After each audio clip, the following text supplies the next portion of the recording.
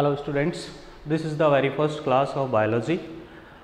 10th class pass करने के बाद में आप लोगों की ये पहली क्लास है बायोलॉजी की। और इस क्लास के अंदर हम जनरली जो है बेसिक जो चीज़ें हैं बायोलॉजी के अंदर उनके बारे में बात करेंगे। आप लोगों ने बायोलॉजी सब्जेक्ट सेलेक्ट किया, उसका क्या स्कोप होता है, क्या उसके अदर फील्ड्स होंगे, इनके बारे में हम बाद में कभी ऑफलाइन क्लास के अंदर डिस्कस करेंगे। आज जो हम मेनली है कि बायोलॉजी जो सब्जेक्ट है या बायोलॉजी जो स्ट्रीम होता है वो उसका बेसिक क्या होता है, वो किस पर टिकी हुई होती है, तो उसके बारे में हम जनरली बात करेंगे। क्लियर? तो अगर हम बायोलॉजी की जनरल मीनिंग की अगर हम बात करें बायोलॉजी, तो बायोलॉजी का मतलब होता है study of living things. Study of living things, जीवित जो वस्तुएं होती है उनका क्या करना, अध्ययन करना क्या होता है, बायोलॉजी होता है। ठीक है, ये बहुत कॉमन सा है, आप लोग सब इसको जानते भी होंगे कि इसका क्या मीनिंग होता है। और आप लोगों के स्टैंडर्ड में 11th या 12th स्टैंडर्ड में जो बायोलॉजी होता है उसको 2 पार्ट्स के अंदर डिवाइड करके और स्टडी किया जाता है। ये 2 पार्ट्स होते हैं, एक होता है बॉटनी और दूसरा होता है जूलॉजी। एक पोर्शन कौन सा हो गया इसका, बॉटनी हो गया, एंड सेकेंड जूलॉजी। हिंदी में बॉटनी को बोला जाता है वनस्पति विज्ञान और जूलॉजी को बोला जाता है जंतु विज्ञान। क्लियर? बॉटनी जो होता है इसमें नॉर्मली जो है किनका स्टडी किया जाता है, अबाउट प्लांट्स। बॉटनी किससे रिलेटेड है, अभी हम ब्रॉड लेवल पे देख रहे हैं, बाकी एक एक चीज़ को आगे धीरे धीरे जैसे बढ़ते जाएंगे वैसे वैसे एक एक पॉइंट को क्लियर करते जाएंगे। Zoology, study of animals. तो ये दोनों चीज़ें हैं, एक प्लांट और एक एनिमल्स। हम हमारे सराउंडिंग में देखते हैं, चारों तरफ देखते हैं तो हमको कहीं प्लांट्स दिखाई देते हैं, कहीं पे क्या दिखाई देते हैं, एनिमल्स दिखाई देते हैं। हम खुद भी जो है कौन सी कैटेगरी में आते हैं, एनिमल्स की कैटेगरी में आते हैं, जूलॉजी के अकॉर्डिंग साइंस। ठीक है, अगर वैसे बोलो तो ये जानवर है, नहीं वैसे मत सोचो। अकॉर्डिंग अगर हम साइंस के अकॉर्डिंग सोचे तो हम कौन सी कैटेगरी में आते हैं, जूलॉजी वाली कैटेगरी में आते हैं। और कौन से किंगडम में आते हैं, एनिमल किंगडम में आते हैं। तो ये तो बहुत बड़ी बड़ी बातें हैं कि किंगडम, प्लांट, एनिमल, इन सब का जो है स्टडी हम कहाँ पर करेंगे, क्लासिफिकेशन के अंदर करेंगे। लेकिन आज की जो क्लास है वो मेनली जो है किस पर डिपेंड है। देखो, चाहे प्लांट हो या एनिमल्स हो, कोई भी हो, प्लांट, एनिमल्स। अब प्लांट के अंदर बहुत जो है सर्ब्स हो, हर्ब्स हो, छोटी छोटी झाड़ियाँ या छोटे प्लांट हो, एक बड़ा ट्री हो, या एनिमल्स के अंदर भी बहुत स्मॉल स्मॉल एनिमल्स और एक लार्ज एनिमल्स, कोई सा भी हो, वो सब की जो लेवल ऑफ ऑर्गेनाइजेशन होता है, बॉडी ऑर्गेनाइजेशन होता है, वो कहाँ से शुरू होता है, सेल से शुरू होता है। किससे शुरू होता है, सेल से, सेल और कोशिका। क्लियर? चाहे प्लांट या एनिमल्स, ये सारे के सारे जो होते हैं इनका बॉडी ऑर्गेनाइजेशन कहाँ से स्टार्ट होता है, सेल। सेल किस में कन्वर्ट होती हैं, ग्रुप ऑफ सेल्स कंबाइंड होकर किसका फॉर्मेशन करती है, टिश्यू का। टिश्यू कंबाइंड होकर किसका फॉर्मेशन करेंगे, ऑर्गन। ऑर्गन कंबाइंड होकर किसका फॉर्मेशन करते हैं, ऑर्गन सिस्टम। ऑर्गन सिस्टम का फॉर्मेशन करते हैं। क्लियर? और ये ऑर्गन सिस्टम जो होता है वो किसका फॉर्मेशन करता है, ऑर्गेनिज्म। किसका फॉर्मेशन करता है, ऑर्गेनिज्म। और ये ऑर्गेनिज्म एनिमल्स भी हो सकते हैं, प्लांट्स भी हो सकते हैं। ये ऑर्गेनिज्म यूनिसेल्युलर भी हो सकते हैं और मल्टी सेल्युलर भी हो सकते हैं। मीन्स ये सिंगल सेल से भी फॉर्म्ड हो सकते हैं और मोर देन वन सेल से भी क्या हो सकते हैं, फॉर्म्ड हो सकते हैं ऑर्गेनिज्म। ठीक है, यूनिसेल्युलर और मल्टी सेल्युलर। क्लियर? तो यहाँ पर मेन जो थिंग आती है वो क्या आती है कि जो फंडामेंटल यूनिट है ऑर्गेनिज्म की वो क्या होती है, सेल होती है। वो क्या होती है, सेल होती है। चाहे प्लांट हो, एनिमल हो, यूनिसेल्युलर ऑर्गेनिज्म हो या मल्टी सेल्युलर ऑर्गेनिज्म हो, उन सब के अंदर उनकी जो लाइफ होती है वो कहाँ से स्टार्ट होती है, सेल से स्टार्ट होती है। और इसका कोई एक्सेप्शन नहीं है लिविंग वर्ल्ड के अंदर कि किसी ऑर्गेनिज्म जो है उसकी लाइफ कहाँ से स्टार्ट ना हो, सेल से। और जनरली हमारी जो लाइफ होती है वो भी किससे स्टार्ट होती है, सिंगल सेल से। ह्यूमंस की जो लाइफ होती है वो भी किससे स्टार्ट होती है, सिंगल सेल से स्टार्ट होती है, और वो सिंगल सेल कौन सी होती है, जाइगोट, युग्मनज, इसको क्या बोलते हैं, युग्मनज। इसका फॉर्मेशन कब होता है, at the time of fertilisation, male and female gamete के फ्यूजन से, मेल गैमेट फीमेल गैमेट, कौन सा प्रोसेस होता है, फर्टिलाइजेशन, फर्टिलाइजेशन, और किसका फॉर्मेशन होगा, जाइगोट। ये जाइगोट जो है इसमें डिफरेंट टाइप के डिविजन्स होते हैं, बहुत सारे चेंजेज आते हैं, देन ये किसमें कन्वर्ट हो जाता है, एक मैच्योर एनिमल में क्या हो जाता है, कन्वर्ट हो जाता है। तो यहाँ पर कोई सा भी ऑर्गेनिज्म ले लो, मल्टी सेलुलर, कितने भी कॉम्प्लेक्सिटी वाला ऑर्गेनिज्म ले, तो उसका जो लाइफ स्टार्ट होता है वो कहाँ से स्टार्ट होता है, सिंगल सेल से स्टार्ट होता है। तो बेसिकली इस लेक्चर के अंदर हम बात करेंगे किसके बारे में, कि एक्चुअल में ऐसा क्या होता है इस सेल के अंदर कि ये इतनी सारे जो है डिफरेंट टाइप के सेल का फॉर्मेशन करके एक सिंगल सेल से एक मल्टी सेलुलर कॉम्प्लेक्स ऑर्गेनिज्म का क्या करती है, फॉर्मेशन करती है। क्लियर। तो अब अगर हमको इसके लिए ये सब स्टडी करनी है कि ये सेल जो है वो किस तरीके से कन्वर्ट होती है एक मल्टी सेलुलर ऑर्गेनिज्म में, तो उसके लिए हमको क्या करना पड़ेगा, इस सेल के बारे में पहले स्टडी करनी पड़ेगी। किसके बारे में, सेल के बारे में स्टडी करनी पड़ेगी, कोशिका के बारे में स्टडी करनी पड़ेगी। और इस सेल के बारे में स्टडी करने के लिए हमको इस सेल को क्या करना पड़ेगा, सेपरेट करना पड़ेगा। जहाँ से भी है, अगर यूनिसेलुलर है तो उसको सेपरेट करेंगे, मल्टी सेलुलर है तो उसके किसी पार्ट से हमको सेल को क्या करना पड़ेगा, सेपरेट करना पड़ेगा। और उसके बाद में उसकी जो केमिकल कॉम्पोजिशन होती है, इसकी बेसिक जो है, क्योंकि सेल जो है उसमें डिफरेंट टाइप के पार्ट्स होते हैं, आप लोगों ने 9th-10th स्टैंडर्ड में थोड़ा सा इसके बारे में पढ़ा होगा कि जो सेल होती है उसमें डिफरेंट, जैसे सेल वॉल हो गई, सेल मेम्ब्रेन हो गया, न्यूक्लियस हो गया, सेल ऑर्गेनल्स हो गए, साइटोप्लाज्म हो गया, ये डिफरेंट पार्ट्स होते हैं सेल के। लेकिन ये जो डिफरेंट पार्ट्स हैं वो भी किसी न किसी दूसरे एलिमेंट से मिलकर बने होंगे। तो हम एकदम जो है कहाँ पर जाएंगे, मॉलिक्यूलर लेवल पर जाएंगे। कहाँ पर जाएंगे, मॉलिक्यूलर लेवल पे। सेल के स्ट्रक्चर और उसकी जो मॉलिक्यूलर स्ट्रक्चर है उसको समझने के लिए हमको उस सेल को बाहर से नहीं देखना है। जैसे मैंने यहाँ पर एक डायग्राम ड्रॉ कर दिया कि ये सेल है, एक सेल, इसके आउटर मेम्ब्रेन जो है इसको क्या बोलते हैं, सेल वॉल, ठीक है, और ये न्यूक्लियस हो गए, साइटोप्लाज्म। अब यहाँ से अगर आप इस तरीके से अगर किसी सेल को देखेंगे तो उस सेल की जो मॉलिक्यूलर स्ट्रक्चर है उसको समझ पाना मुश्किल है। इसलिए इसको समझने के लिए हमको क्या करना पड़ेगा, सेल के अंदर डुबकी लगानी पड़ेगी, सेल के अंदर जाना पड़ेगा।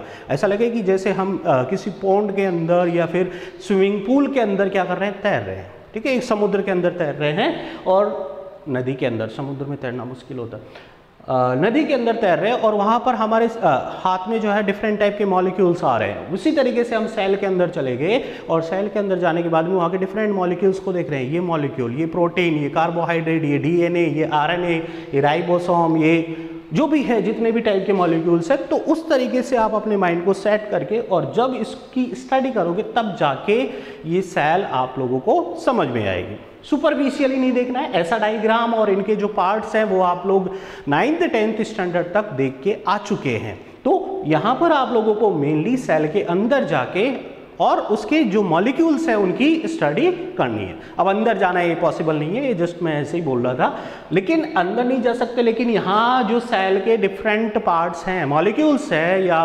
कंपोनेंट्स है, उनको हम क्या कर सकते हैं, सेपरेट कर सकते हैं। क्या कर सकते हैं, सेपरेट कर सकते हैं। तो सेपरेट किस तरीके से करेंगे, देखो अब पहले हम एक बेसिकली जो बेसिक एक सेल की अगर स्ट्रक्चर की बात करें तो सेल जो होता है उसमें नॉर्मली एक बेसिक सेल की स्ट्रक्चर, जैसे ये क्या होती है, सेल वॉल, ये क्या होती है इसकी, सेल वॉल, कोशिका भित्ति इसको बोलते हैं। उसके बाद में ये वाली जो इंटरनल मेम्ब्रेन होती है इसको क्या बोलते हैं, cell membrane. This one nucleus, nucleus के अंदर क्या प्रेजेंट होता है, जेनेटिक मटेरियल। अब ये क्या होता है जेनेटिक मटेरियल, इसको भी हम धीरे धीरे, बायोलॉजी स्टार्ट हुई है, एक एक पॉइंट को बहुत अच्छे से क्लियर करेंगे। दूसरी चीज़, बायोलॉजी के अंदर अगर आप लोग कंसेप्ट और जो टर्मिनोलॉजी है उसको क्लियर करके चलोगे तभी जाके आप लोगों को सही तरीके से कंप्लीट समझ में आएगा। जेनेटिक मटेरियल ये क्या हो सकता है, डीएनए हो सकता है या फिर क्या हो सकता है, आरएनए हो सकता है। और ये जो फ्री स्पेस दिख रहा है, यहाँ पर खाली जगह दिख रही है, ये क्या होता है, साइटोप्लाज्म। साइटोप्लाज्म जिसके अंदर बहुत सारे क्या प्रेजेंट होते हैं, सेल ऑर्गेनल्स। क्या प्रेजेंट होते हैं, सेल ऑर्गेनल्स होते हैं और डिफरेंट टाइप के एंजाइम्स प्रेजेंट होते हैं। अब हम बात करते हैं कि ये जो सेल वॉल है, सेल मेम्ब्रेन है, जेनेटिक मटेरियल है, सेल ऑर्गेनल्स है, न्यूक्लियस है, इनका कंपोजिशन क्या है।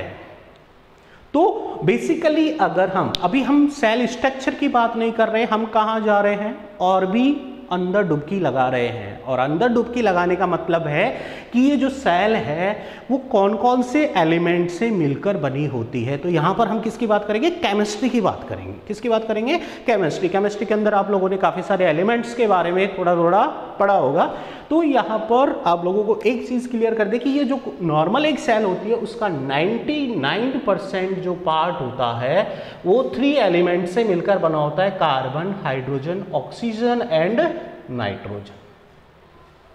99% जो सेल होती है वो कितने एलिमेंट से मिलकर बनी होती है, carbon, hydrogen, oxygen and nitrogen. इनका डिफरेंट कॉम्बिनेशन, अलग अलग जो है कॉम्बिनेशन में ये डिफरेंट टाइप के मॉलिक्यूल्स का फॉर्मेशन करके और किसका फॉर्मेशन करते हैं, सेल का फॉर्मेशन करते हैं। अब यहाँ पर ये तो हमने बोल दिया कि ये 99% कार्बन, हाइड्रोजन, ऑक्सीजन और नाइट्रोजन है। तो 1% जो रह गया, 1% और रह गया, ये जो 1% है वो क्या होगा। तो बेसिकली अगर हम किसी सेल के केमिकल कंपोजिशन की बात करते हैं, किसकी, केमिकल कंपोजिशन, रासायनिक संगठन, केमिकल कंपोजिशन की बात करते हैं, तो हम केमिकल कंपोजिशन के बेस पे सेल का जो मटेरियल है या उसकी जो स्ट्रक्चर है उसको 2 पार्ट्स के अंदर क्या कर सकते हैं, डिवाइड कर सकते हैं। इनमें से एक होती है ऑर्गेनिक, एक तो कौन सा पार्ट हो गया, ऑर्गेनिक, और दूसरा कौन सा पार्ट हो गया, inorganic. Organic and inorganic means जो सेल है वो केमिकली दोनों टाइप के जो मॉलिक्यूल्स होते हैं, ऑर्गेनिक मॉलिक्यूल्स और इनऑर्गेनिक मॉलिक्यूल्स, उनसे मिलकर क्या होती है, बनी हुई होती है। अगर हम ऑर्गेनिक मॉलिक्यूल्स की बात करें तो ऑर्गेनिक मॉलिक्यूल्स में नॉर्मली जो है आता है प्रोटीन, न्यूक्लिक एसिड, कार्बोहाइड्रेट। इसमें ऑर्गेनिक में आएगा protein, nucleic acid, carbohydrate and fats और लिपिड। इनऑर्गेनिक में H2O and mineral ions. H2 कौन सी कैटेगरी में आता है, इनऑर्गेनिक में आता है, क्योंकि यहाँ पर क्या प्रेजेंट नहीं होता है, कार्बन प्रेजेंट नहीं होता है। ऑर्गेनिक के लिए मिनिमम क्या होना चाहिए, कार्बन और हाइड्रोजन, ठीक है, ये तो प्रेजेंट होना चाहिए, और कार्बन और हाइड्रोजन क्या होने चाहिए, प्रेजेंट होने चाहिए। तो यहाँ पर ऑर्गेनिक के अंदर protein, nucleic acid, carbohydrate, fat, lipid, और ये इनऑर्गेनिक में क्या आता है, H2O एंड मिनरल आयंस आते हैं। अब ये कहाँ होते हैं, ये protein, nucleic acid, carbohydrate, fat, lipid वगैरह, ये सेल में कहाँ दिखते हैं। देखिए सबसे पहले अगर हम बात करें किसकी, सेल वॉल के बारे में। सेल वॉल जो होता है जनरली किसका बना होता है, कार्बोहाइड्रेट। किसका बना होता है, कार्बोहाइड्रेट्स, ठीक है। और ये एक पॉलीमर होता है, और ये पॉलीमर किसका होता है, शुगर्स का। शुगर्स में आप लोगों ने नाम सुना होगा, ग्लूकोज जैसे हो गया, तो ये ग्लूकोज का क्या होता है, पॉलीमर होता है। क्लियर। सेल मेम्ब्रेन की स्ट्रक्चर की बात करें हम, तो सेल मेम्ब्रेन के अंदर 2 टाइप्स के मॉलिक्यूल्स जनरली प्रेजेंट होते हैं। एक तो होती है प्रोटीन और दूसरी होती है lipid, protein and lipids. Protein और लिपिड आ गया। जेनेटिक मटेरियल, जेनेटिक मटेरियल जो होता है ये जनरली किसका बना होता है, न्यूक्लियोटाइड्स। न्यूक्लियोटाइड्स का बना होता है। जेनेटिक मटेरियल किसका बना होता है? न्यूक्लियोटाइड्स का बना होता है। साइटोप्लाज्म के अंदर जो है बहुत सारे क्या प्रेजेंट होता है? सेल ऑर्गेनल्स प्रेजेंट होते हैं, उनकी भी कंपोजिशन होती है। वो भी किसके बने होते हैं? या तो उनमें प्रोटीन प्रेजेंट होगा, कार्बोहाइड्रेट प्रेजेंट हो सकता है, लिपिड प्रेजेंट हो सकता है। जेनेटिक मटेरियल जो होता है केवल किस में प्रेजेंट होता है? न्यूक्लियस में प्रेजेंट होता है। सेल और साइटोप्लाज्म की अगर हम बात करें तो यहाँ पर जो मेन कंटेंट होता है वो क्या होता है? वाटर होता है। इसके अलावा मिनरल आयंस, इसके अलावा क्या होंगे? Mineral ions. मींस इनऑर्गेनिक जो है पार्ट वो जनरली साइटोप्लाज्म के अंदर प्रेजेंट होता है। मिनरल आयंस में कैल्शियम हो गया Ca+2, magnesium, potassium, sodium ions, chloride ions, bicarbonate, HCO3-, phosphate, PO3, PO4 3-, ये सारे जो है क्या हो गए? Mineral ions. यहाँ पर अब अगर हम बात करें कि ये जो सेल है, सेल के डिफरेंट स्ट्रक्चर्स है, वो उनमें 2 टाइप्स की जो है क्या होती हैं? केमिकल कंपोजिशन के बेस पे 2 टाइप्स के मॉलिक्यूल्स यहाँ पर प्रेजेंट होते हैं। एक होते हैं ऑर्गेनिक मॉलिक्यूल्स और दूसरे होते हैं इनऑर्गेनिक। ऑर्गेनिक में generally protein, nucleic acid, carbohydrate, fat and lipids होते हैं, और इनऑर्गेनिक के अंदर वाटर एंड मिनरल आयंस होते हैं। अभी जस्ट मैंने यहाँ पर ये एक एग्जांपल बताया है कि सेल वॉल किसकी बनी होती है? कार्बोहाइड्रेट मॉलिक्यूल्स की बनी होती है। Cell membrane generally protein and lipids की बनी होती है। साइटोप्लाज्म में क्या प्रेजेंट होता है? Water and mineral ions present होते हैं। और जो जेनेटिक मटीरियल होता है वो किसका बना होता है? न्यूक्लियोटाइड का बना होता है। किसका बना होता है?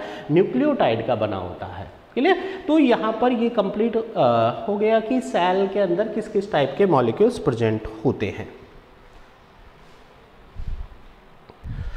देखिए, अभी तक हमने बात की इसके बेसिक जो कंपोजिशन था सेल का, उसके बारे में जस्ट एक इंट्रोडक्शन टाइप का था। हम हर पॉइंट को डिटेल के अंदर स्टडी करेंगे। नेक्स्ट पॉइंट में हम बात करते हैं कि जो सेल है उसकी केमिकल कंपोजिशन की स्टडी किस तरीके से की जाती है। Study of chemical composition of cell.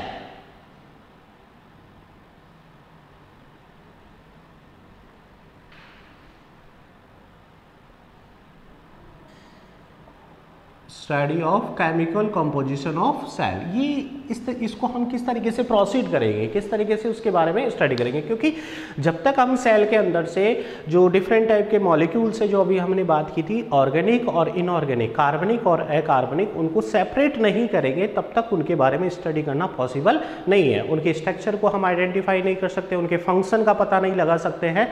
तो हमको सबसे पहले तो उसकी केमिकल कंपोजिशन का क्या करना है? आइडेंटिफिकेशन करना है। क्यों इंपॉर्टेंट है केमिकल कंपोजिशन और उनके स्ट्रक्चर का पता लगाना? वो इसलिए इंपॉर्टेंट है कि जो यहाँ पर डिफरेंट टाइप के मॉलिक्यूल्स प्रेजेंट होते हैं वो मॉलिक्यूल्स बहुत बड़ा रोल शो करते हैं। ठीक है, कोई भी ऑर्गेनिज्म जो होती है उसकी बॉडी के अंदर डिफरेंट टाइप की जो एक्टिविटीज़ होती हैं वो उसमें वो उनका बहुत बड़ा रोल होता है। जैसे हम एक एग्जांपल ले लें, क्या रोल हो सकता है? हम एक एग्जांपल ले लें, प्रोटीन का एग्जांपल ले लें। एक प्रोटीन क्या होता है? जो सेल के अंदर प्रेजेंट एक बायोमॉलिक्यूल्स होता है प्रोटीन, इसके क्या फंक्शन होते हैं? अगर मैं बोल रहा हूँ तो इसमें प्रोटीन का बहुत बड़ा रोल है। बोलने के लिए क्या चाहिए? एनर्जी चाहिए। क्या चाहिए? एनर्जी चाहिए। एनर्जी किस फॉर्म में मिलेगी हमको? एटीपी के फॉर्म में। एटीपी का जो सिंथेसिस होता है वो कौन से एंजाइम के प्रेजेंट में होता है? एटीपेज एंजाइम के प्रेजेंस में होता है। एटीपेज एक क्या होता है? प्रोटीन होता है। तो मेरे को बोलने के लिए भी किसकी चाहिए? एटीपेज एंजाइम की रिक्वायरमेंट है, तभी मैं बोल पा रहा हूँ, मीन्स एनर्जी जनरेट हो पा रही है। ठीक है, आप लोग अगर सुन रहे हैं, इस लेक्चर को सुन रहे हैं, तो आप लोगों को भी प्रोटीन की रिक्वायरमेंट है, क्योंकि आपके जो ईयर है उसके अंदर जो हेयर सेल्स प्रेजेंट होती है वहाँ पर एक प्रोटीन होती है TMC1 प्रोटीन। TMC1 प्रोटीन जो साउंड वेव्स होती हैं उन साउंड वेव्स को वो किस में कन्वर्ट करती है? इलेक्ट्रिकल सिग्नल्स में कन्वर्ट करती है। इलेक्ट्रिकल सिग्नल्स में कन्वर्ट करती है। और ये इलेक्ट्रिकल जो सिग्नल्स होते हैं वो डिफरेंट टाइप की जो नर्व्स होती है उनके हेल्प से कहाँ पर जाते हैं? ब्रेन के पास में जाते हैं। तब जाके आप जो साउंड है उसको क्या कर पा रहे हो? डिटेक्ट कर पा रहे हो। तो यहाँ पर कौन सी प्रोटीन आ गई? TMC। अगर आप देख रहे हो, इस वीडियो को देख रहे हो, तो यहाँ पर भी किसकी रिक्वायरमेंट होती है? प्रोटीन की। प्रोटीन मतलब हमारी जो आईज है उसके अंदर रेटिना होता है। रेटिना के अंदर 2 टाइप्स की सेल्स होती है, rods and cones. Bright lights और जो डिम लाइट होती है उसमें देखने का काम करती है। यहाँ पर भी डिफरेंट टाइप की प्रोटीन होती है, रोडोप्सिन। रोडोप्सिन एंड आयोडोप्सिन, अगर ये प्रोटीन नहीं होंगी तो आप देख नहीं पाओगे। तो ये जस्ट मैंने एक एग्जांपल दिया है कि आपको मेरे को बोलने में, आपको सुनने में, देखने में, इन सब के अंदर किसकी रिक्वायरमेंट होती है? प्रोटीन की रिक्वायरमेंट होती है। तो हम समझ सकते हैं कि जिसके बारे में हम स्टडी करने जा रहे हैं, अबाउट बायोमॉलिक्यूल्स, जिनसे मिलकर एक सेल बनी हुई होती है, वो एक सेल के लिए कितने इंपॉर्टेंट होते हैं या एक ऑर्गेनिज्म के लिए कितने इंपॉर्टेंट होते हैं। यहाँ पर मैंने एक जस्ट एग्जांपल बताया था कि किस तरीके से बोलने में, सुनने में, देखने में, इन सब के अंदर किसकी रिक्वायरमेंट होती है? प्रोटीन की। ऐसे ही बहुत सारे मॉलिक्यूल्स, मिनरल आयंस, वाटर हो गया, कार्बोहाइड्रेट हो गया, लिपिड्स हो गए, इन सब की क्या होती है? रिक्वायरमेंट होती है। तो इनकी हम स्टडी एक एक ही करेंगे। उससे पहले हम आते हैं पॉइंट पे कि किस तरीके से केमिकल कंपोजिशन की स्टडी की जाए। तो उसके लिए क्या किया जाता है कि सबसे पहले क्या करते हैं, हम लिविंग टिश्यू लेते हैं। अगर किसी सेल को किसी सेल जो है उसकी केमिकल कंपोजिशन की स्टडी करनी है तो क्या करेंगे? सबसे पहले लिविंग टिश्यू, जीवित ऊतक, हिंदी में बोलते हैं लिविंग टिश्यूज। क्या ले लिया हमने? लिविंग टिश्यूज ले लिया। लिविंग टिश्यूज क्या हो सकते हैं? वेजिटेबल्स। वेजिटेबल्स का मतलब जो नॉर्मल हम घर में सब्जी खाते हैं उससे मतलब नहीं है, यहाँ पर मीनिंग है वेजिटेबल्स का कोई भी प्लांट पार्ट, या फिर लीवर सेल्स, लीवर टिश्यू। ये किसका पार्ट हो गया? एनिमल पार्ट हो गया। दोनों में से कोई सा भी ले सकते हो।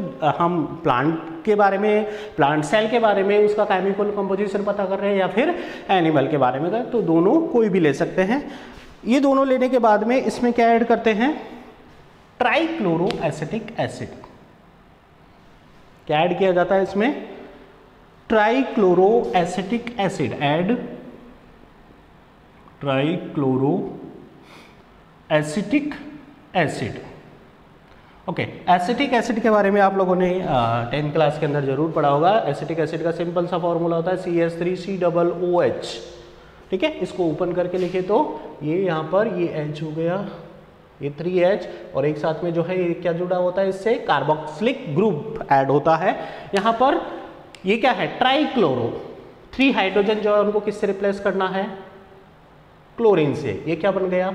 Trichloro acetic acid. तो इसका जो फॉर्मूला है, केमिकल फॉर्मूला, वो क्या हो जाएगा?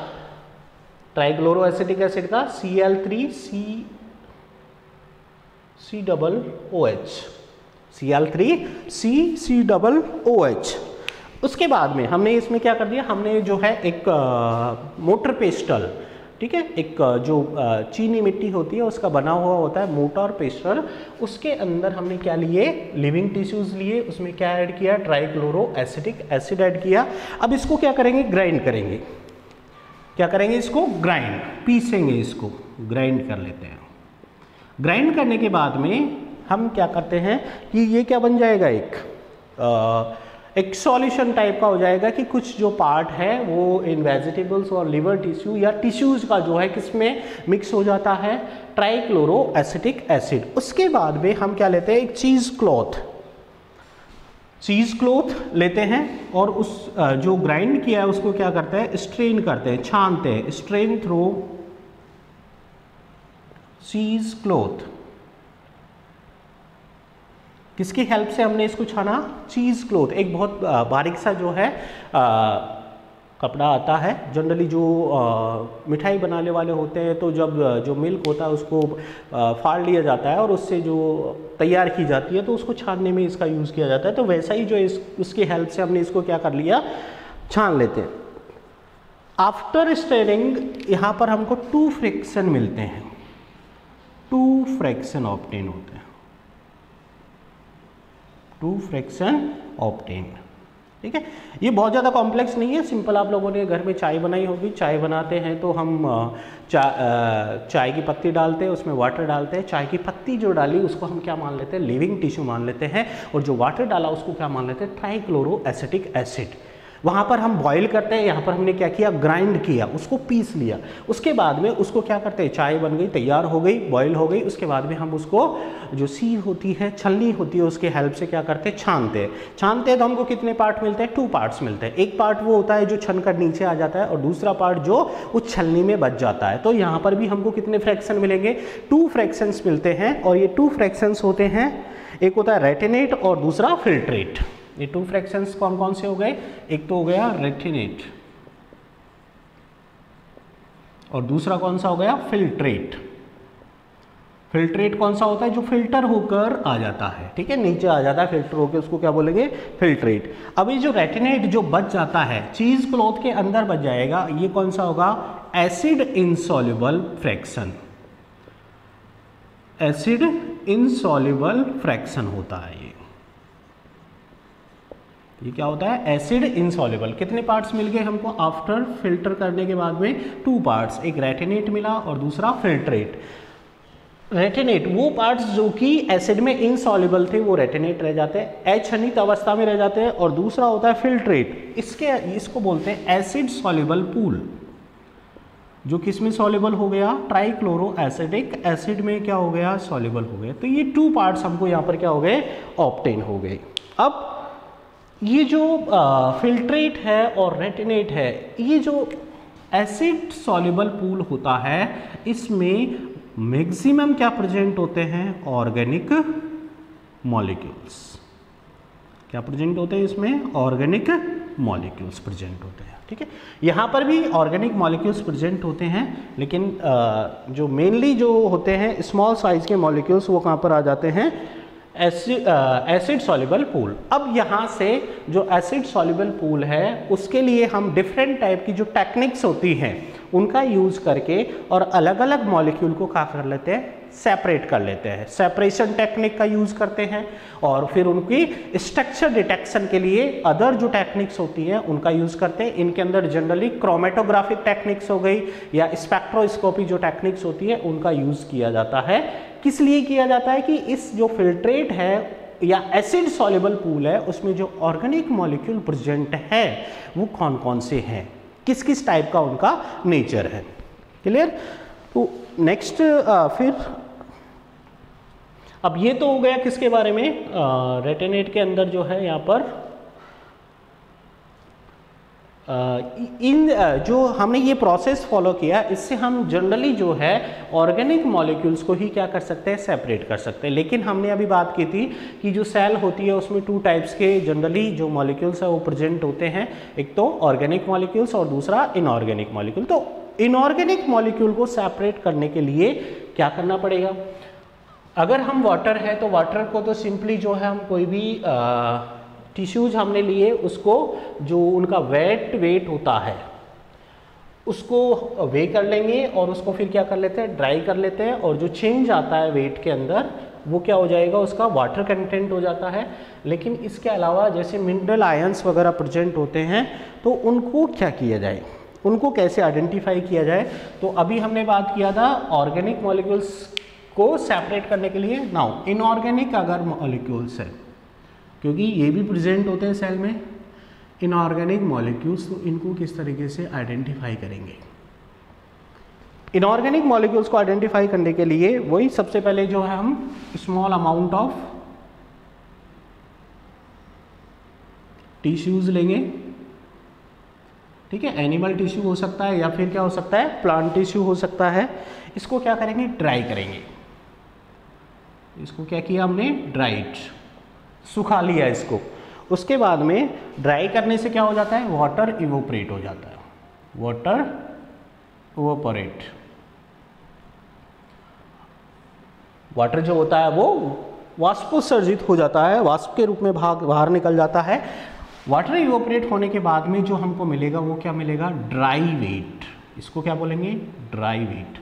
ये स्टार्टिंग में कैसा था, वेट, क्योंकि इसमें क्या प्रेजेंट था, H2O भी प्रेजेंट था, इसलिए कैसा है, वेट है। इसको ड्राई किया, अब ये क्या हो गया, ड्राई वेट इसको बोलेंगे। अब इस ड्राई जो वेट है उसको क्या कर लिया जाता है, बर्न कर लेते हैं। ड्राई वेट को क्या करेंगे, बर्न। बर्न करने से क्या होगा कि इसके अंदर जितने भी कार्बन कंपाउंड्स होते हैं carbon compounds oxidized in the form of carbon dioxide, CO2 and water vapor.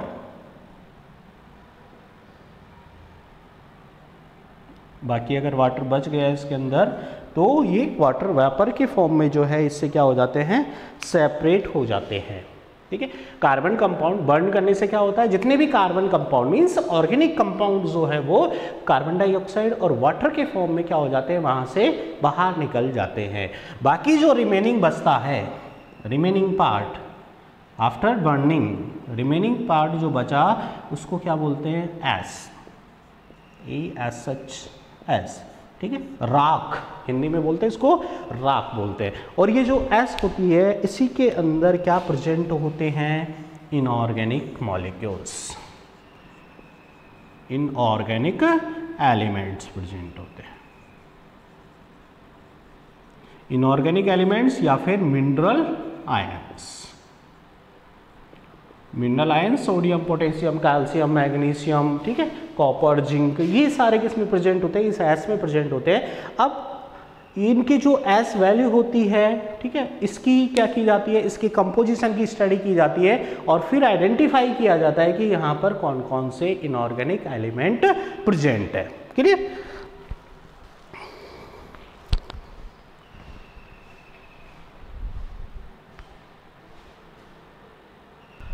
अभी हमने बात की थी कि जैसे फर्स्ट वाला जो हमने ऑर्गेनिक मॉलिक्यूल्स को सेपरेट किया था तो वहां पर हमको एक मिला था acid soluble pool, acid soluble pool.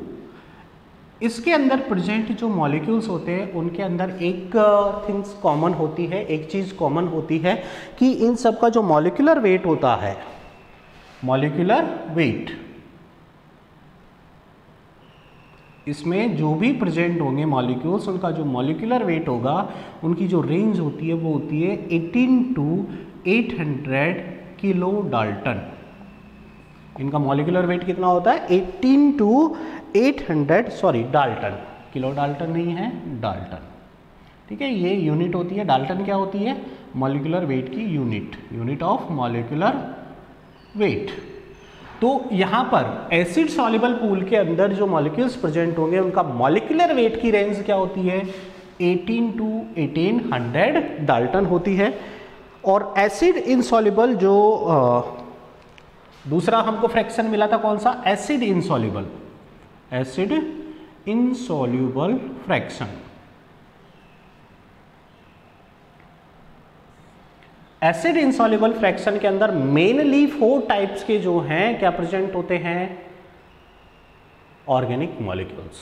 क्या प्रेजेंट होते हैं, ऑर्गेनिक मॉलिक्यूल्स। इसके अंदर कौन कौन से, एक तो प्रोटीन, दूसरा न्यूक्लिक एसिड, कार्बोहाइड्रेट,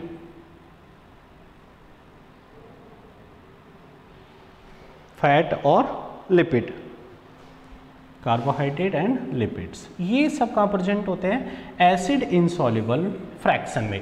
और एसिड सॉल्युबल पूल के अंदर प्रेजेंट होते हैं अमाइनो एसिड, ऑर्गेनिक मॉलिक्यूल्स की बात करें, amino acid, nucleotide, sugars, fatty acid, ये सब किस में प्रेजेंट होते हैं, एसिड सॉल्युबल पूल में प्रेजेंट होते हैं। ठीक है, ये क्या होती है, ये मोनोमर यूनिट होती है वो जो बाद में कंबाइंड होकर किसका फॉर्मेशन करती है, प्रोटीन का फॉर्मेशन करती है। न्यूक्लियोटाइड किसका फॉर्मेशन करते हैं, न्यूक्लिक एसिड का। शुगर किसका फॉर्मेशन करती है, कार्बोहाइड्रेट का। फैटी एसिड से किसका फॉर्मेशन होता है, लिपिड का फॉर्मेशन होता है। तो ये क्या है, ये कॉम्प्लेक्स मॉलिक्यूल है, ये क्या है, कॉम्प्लेक्स मॉलिक्यूल है। और ये क्या है, सिंपल मॉलिक्यूल है, इनकी मोनोमर यूनिट होती है। तो जनरली हम जो बायोमॉलिक्यूल्स के अंदर स्टडी करते हैं वो इनके बारे में करते हैं। इनको क्या बोला जाता है, बायोमॉलिक्यूल्स। इनको क्या बोलेंगे, बायोमॉलिक्यूल्स। और ये वाले जो है इनको क्या बोलते हैं, मैक्रोमॉलिक्यूल्स। ये क्या हो गए, मैक्रोमॉलिक्यूल्स। एक और एसिड इनसॉल्युबल फ्रैक्शन के अंदर protein, nucleic acid, carbohydrate, lipids present होते हैं, मैक्रोमॉलिक्यूल्स इनको बोला जाता है। और जनरली इनका जो मॉलिक्यूलर वेट होता है, molecular weight of macromolecules equal और ग्रेटर देन 10,000 डाल्टन, या तो कितना होगा 10,000 डाल्टन होगा या फिर उससे ज़्यादा होता है मॉलिक्यूलर वेट। और यहाँ पर जो बायोमॉलिक्यूल्स है उनका मॉलिक्यूलर वेट कितना होता है 80 × 800 डाल्टन होता है। लेकिन यहाँ पर भी एक एक्सेप्शन है, अपवाद है यहाँ पर, कौन, लिपिड। लिपिड क्या है, एक्सेप्शन है। क्यों एक्सेप्शन है, क्योंकि इसका जो मॉलिक्यूलर वेट होता है वो कितना होता है, या तो 800 या less than 800, molecular weight less than और इक्वल टू 800 डाल्टन होता है। क्लियर। तो यहाँ पर दो चीज़ें आ गई कि जो सेल के अंदर जो प्रेजेंट होते हैं मॉलिक्यूल्स उनको जनरली, अच्छा एक और चीज़ यहाँ पर, ये जो मॉलिक्यूलर वेट है किसका, लिपिड का, वो कितना लिया, कितना होता है, या तो 800 होगा या फिर उससे कम होगा। लेकिन जनरली जो कैटेगराइज अगर हम डेफिनेशन के अकॉर्डिंग देखें तो molecular weight of macromolecules between कितना होता है, या तो 10,000 या उससे ज़्यादा होता है। अब लिपिड का जो है इतना कम होने के बावजूद भी इसको किस में रखा जाता है, मैक्रोमोलिक्यूल्स में रखा जाता है। उसका रीज़न क्या होता है, देखो जो लिपिड्स होती है जनरली सेल मेम्ब्रेन या फिर अदर जो सेल ऑर्गेनल्स होती है, इंटरनल सेल ऑर्गेनल्स होते हैं, उनकी मेम्ब्रेन में प्रेजेंट होती है। जब हम इसको ग्राइंड करते हैं, ठीक है, इसको पीसते हैं, तो उस टाइम पे क्या होता है कि इसके छोटे छोटे क्या बन जाते हैं, ग्लोब्यूल्स बन जाते हैं। ये वाटर के साथ में जो है क्या, वाटर के अंदर क्या बना लेती है, ग्लोब्यूल्स का फॉर्मेशन कर लेती है।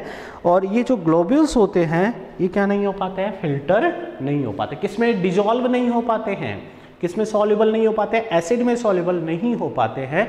और इसी वजह से ये कहाँ पर प्रेजेंट रह जाते हैं, एसिड इनसॉल्युबल फ्रैक्शन में। और मॉलिक्यूलर वेट इनका कितना होता है 800। तो इससे पता लग रहा है कि हमने जो है केमिकल एनालिसिस के बेस पे जो बायोमॉलिक्यूल्स है, मॉलिक्यूल्स है, केमिकल कंपाउंड्स जो होते हैं सेल्स के अंदर, उनको 2 कैटेगरीज के अंदर डिवाइड कर सकते हैं। एक तो होता है माइक्रोमॉलिक्यूल, कौन कौन सी कैटेगरी हो गई, एक तो हो गया माइक्रोमॉलिक्यूल्स, और सिंपली इनको क्या बोलते हैं, बायोमॉलिक्यूल्स। माइक्रोमॉलिक्यूल्स या फिर बायोमॉलिक्यूल्स। एंड सेकेंड कैटेगरी कौन सी हो जाएगी यहां पर, मैक्रोमॉलिक्यूल्स। सेकेंड कैटेगरी कौन सी है, मैक्रोमॉलिक्यूल्स। क्लियर। तो ये 2 कैटेगरीज। अब देखो यहीं पर देख लेते हैं इसको कि माइक्रोमॉलिक्यूल्स एसिड सॉल्युबल पूल में प्रेजेंट होते हैं। मॉलिक्यूलर वेट की रेंज क्या होती है इनकी, 18 to 800 डाल्टन होती है। और इसके एग्जांपल क्या है, amino acid, nucleotide, sugar and fatty acid. Macromolecules acid insoluble fraction में प्रेजेंट होते हैं। मॉलिक्यूलर वेट इनका इक्वल और ग्रेटर देन 10,000 डाल्टन। लेकिन एक्सेप्शन यहाँ पर कौन सा है, लिपिड है, जिसका मॉलिक्यूलर वेट कितना होता है, इक्वल और लेस देन 800 डाल्टन। और फिर भी वो किस में आती है, मैक्रोमॉलिक्यूल्स में आती है। तो जनरली ये कैसे दिखते हैं, अब मॉलिक्यूलर वेट कम है तो इनकी साइज भी क्या होगी, स्मॉल होगी। तो डिफरेंस जो माइक्रोमॉलिक्यूल नाम से पता चल रहा है कि यहाँ पर माइक्रो ये स्मॉल साइज के होते हैं और ये क्या होते हैं, लार्ज साइज के होते हैं मैक्रोमॉलिक्यूल्स। क्लियर। तो ये किसके बारे में हो गया। तो यहाँ पर अब हम जो नेक्स्ट टॉपिक हमारा रहेगा वो क्या रहेगा, किसके बारे में रहेगा, बायोमॉलिक्यूल्स के बारे में रहेगा, बायोमॉलिक्यूल्स। और बायोमॉलिक्यूल्स के साथ साथ में हम किसको कवर करेंगे, मैक्रोमॉलिक्यूल्स को भी कवर करेंगे कि किस तरीके से जो बायोमॉलिक्यूल्स या माइक्रोमॉलिक्यूल्स मैक्रोमॉलिक्यूल में कन्वर्ट होते हैं और वो किस तरीके से सेल के अंदर डिफरेंट रोल निभाते हैं। ठीक है। तो देखो अब अगर हम बात करें कि इनके एवरेज कंपोजिशन, हमने जो है ऑर्गेनिक और इनऑर्गेनिक जो सब्सटेंस है उनके केमिकल कंपोजिशन को किस तरीके से एनालिसिस करना है उसके बारे में स्टडी किया। नेक्स्ट अगर हम बात करें कि एक अगर सेल की एवरेज कंपोजिशन के बारे में बात करें, सेल के एवरेज कंपोजिशन कि एक जो सेल है उसमें डिफरेंट जो अभी हमने बात की कि ऑर्गेनिक और इनऑर्गेनिक जो मॉलिक्यूल्स होते हैं वो प्रेजेंट होते हैं। तो एवरेज कंपोजिशन क्या क्या होगी, average composition of a cell, average composition of a cell, इसमें जो मैक्सिमम क्वांटिटी के अंदर प्रेजेंट होता है वो क्या होता है? वाटर, फिर आता है प्रोटीन, देन न्यूक्लिक एसिड, उसके बाद carbohydrate, lipids and mineral ions. Clear? Water हो गया, प्रोटीन हो गया, nucleic acid, carbohydrate, lipid and mineral ions. Generally जो है वाटर कंटेंट जो होता है कितना परसेंट होता है? 70 to 90%। ठीक है, टोटल जो सेल मास होता है उसका कितना परसेंट? 70 to 90% होता है। Protein 10 to 15%, 10 to 15%। Nucleic acid 5 to 7%, carbohydrate 3%, lipid 2% and mineral ions जो इनऑर्गेनिक के अंदर आते हैं 1%।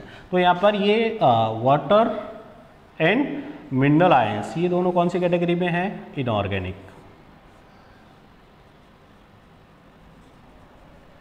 Protein, nucleic acid, carbohydrate, lipid ये 4 मॉलिक्यूल्स कौन सी कैटेगरी में आते हैं? ऑर्गेनिक मॉलिक्यूल्स में।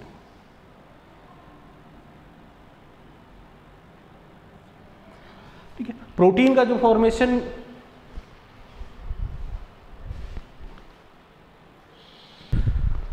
ठीक है, तो एवरेज कंपोजिशन की बात की हमने, तो यहाँ पर ये जो है मेन जो है ये प्रेजेंट होते हैं। इनमें वाटर एंड मिनरल आयंस ये कौन सी कैटेगरी में आते हैं? इनऑर्गेनिक में आते हैं। Protein, nucleic acid, carbohydrate, lipid ये कौन सी कैटेगरी में आते हैं? ऑर्गेनिक मॉलिक्यूल्स में। हम यहाँ पर मेन जो हमारे चैप्टर है वो कौन सा है? बायोमॉलिक्यूल्स। और बायोमॉलिक्यूल्स में अभी हमने बात की कि बायोमॉलिक्यूल कौन कौन से होते हैं? Amino acid.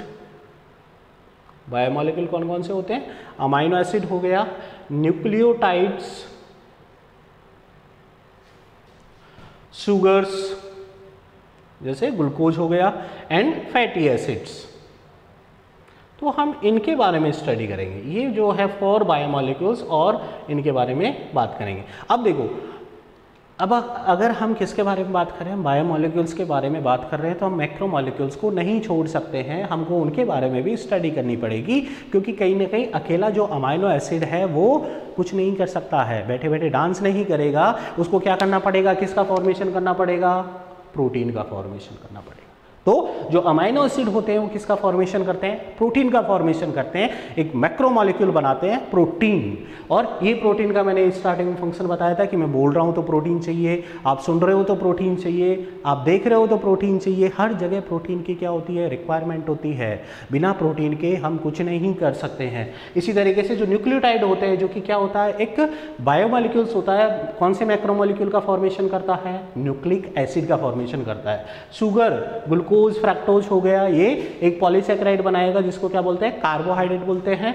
और जो फैटी एसिड होते हैं वो पॉलीहाइड्रोक्सी अल्कोहल के साथ में मिलकर, ग्लिसरॉल के साथ में मिलकर किसका फॉर्मेशन करते हैं? लिपिड का फॉर्मेशन करते हैं। तो हम जनरली इन बायोमॉलिक्यूल्स के बारे में बात करेंगे और इनके साथ साथ में किसके बारे में स्टडी करेंगे? मैक्रोमॉलिक्यूल्स।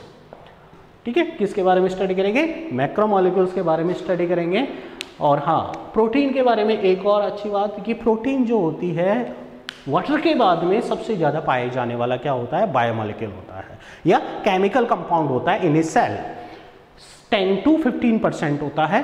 तो और जनरली जो प्रोटीन होता है मेनली हमारी जो सेल्स होती हैं, क्योंकि कोई भी ऑर्गेनिज्म हो उसकी जितनी भी एक्टिविटी होती हैं वो कहाँ पर होती है? सेल में होती है। क्योंकि आप लोगों ने बचपन से या 9-10 के अंदर ये पढ़ा होगा कि cell is the structural and functional unit of a organism. क्या होती है ये? जो कोशिका होती है वो किसी भी जीव की संरचनात्मक और क्या होती है? क्रियात्मक इकाई होती है, फंक्शनल यूनिट होती है। अब जितने भी फंक्शन होते हैं सेल के अंदर, ऑर्गेनिज्म के अंदर, वो उसको परफॉर्म कौन करता है? सेल करती है। और सेल को परफॉर्म करने के लिए किसकी रिक्वायरमेंट होती है? प्रोटीन की रिक्वायरमेंट होती है। किस फॉर्म में रिक्वायरमेंट होती है? एंजाइम के फॉर्म में।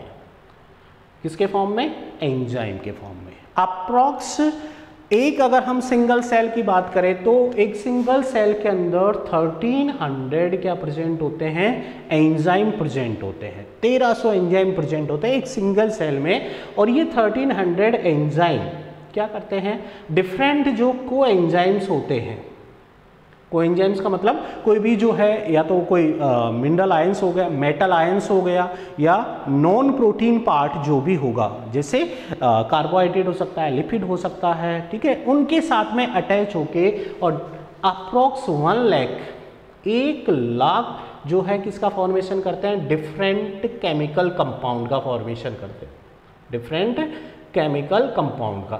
और ये जो 1 लाख केमिकल कंपाउंड है उस सेल में होने वाली डिफरेंट टाइप की जो मेटाबॉलिक एक्टिविटीज होती है उनको क्या करते हैं, कंट्रोल करते हैं। क्लियर? तो कितना इंपॉर्टेंट है ये सारे के सारे बायोमोलिक्यूल्स। जैसे प्रोटीन हो गया एक एंजाइम के फॉर्म में, टोटल एंजाइम सेल में कितने 1300, और वो डिफरेंट टाइप के अदर जो मॉलिक्यूल्स होते हैं, नॉन प्रोटीन मॉलिक्यूल्स होते हैं, उनके साथ में कंबाइंड होके लगभग 1 लाख के आसपास क्या बनाते हैं, केमिकल कंपाउंड बनाते हैं। और वो केमिकल कंपाउंड जो होते हैं डिफरेंट टाइप के किसका फॉर्मेशन कंट्रोल करते हैं, डिफरेंट जो एक्टिविटीज सेल में होती है उनको क्या करते हैं, कंट्रोल करते हैं। क्लियर? इसी तरीके से न्यूक्लिक एसिड क्या करेगा, क्या इसका रोल होता है, किस तरीके से जितनी भी इंफॉर्मेशन होती है वो कौन स्टोर रखता है, न्यूक्लिक एसिड स्टोर रखता है।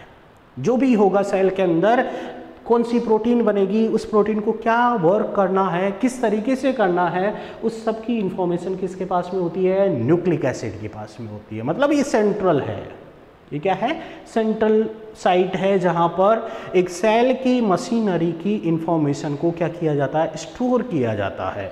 कार्बोहाइड्रेट ये बिल्डिंग ब्लॉक मॉलिक्यूल्स होते हैं, जनरली जो है एनर्जी प्रोवाइडिंग मॉलिक्यूल्स होते हैं। लिपिड्स हो गया, मिनरल आयंस के बारे में भी हम पढ़ेंगे कि किस तरीके से मिनरल आयन जो है वो डिफरेंट एक्टिविटीज़ में पार्टिसिपेट करते हैं। जैसे एग्जांपल ले लें हम मिनरल आयन का, आयरन Fe, ठीक है। आयरन अगर हमारी बॉडी के अंदर नहीं होगा तो हीमोग्लोबिन नहीं बनेगा, हीमोग्लोबिन नहीं बनेगा तो ब्लड की डेफिशिएंसी हो जाएगी, प्रॉपर ऑक्सीजन का ट्रांसपोर्टेशन नहीं होगा, हम रेस्पिरेशन नहीं कर पाएंगे, हमारी जो सेल्स हैं उनको क्या नहीं मिल पाएगी, एनर्जी नहीं मिल पाएगी। तो ये क्या है, आयरन, ये मिनरल आयन हो गया। कैल्शियम, कैल्शियम की डेफिशिएंसी से हमारी जो बोन्स होती है वो क्या हो जाती है, वीक हो जाती है। तो कहीं ना कहीं इसी टाइप के बहुत सारे मिनरल आयन प्लांट और एनिमल दोनों के अंदर होते हैं जो कि बहुत ज़्यादा रोल अदा करते हैं, मिनरल आयंस, ठीक है। तो और यहाँ पर ये वाटर जो सबसे ज़्यादा है 70 to 90% है, ठीक है। ये बिना वाटर के ये सारे मॉलिक्यूल्स भी बेकार हैं। तो यहाँ पर हम इसके बारे में बात करेंगे कि जो वाटर मॉलिक्यूल्स है उसकी क्या क्या रोल होते हैं एक सेल के अंदर। तो ये हमने एक एवरेज कंपोजिशन की बात की, water, protein, nucleic acid, carbohydrate, lipid and mineral ions, इन सब के एक एक को लेंगे। नेक्स्ट क्लास के अंदर हम बात करेंगे about water and mineral ions के बारे में। क्लियर? आज तक के लिए इतना ही। नेक्स्ट क्लास में हम फिर मिलते हैं वाटर और मिनरल आयंस के लिए। आप लोग अपनी बुक परचेज कर लें, जो भी NCERT वाली बुक है, और उसके अंदर से प्रॉपर जो है इनके नोट्स तैयार करें। Okay, thank you so much.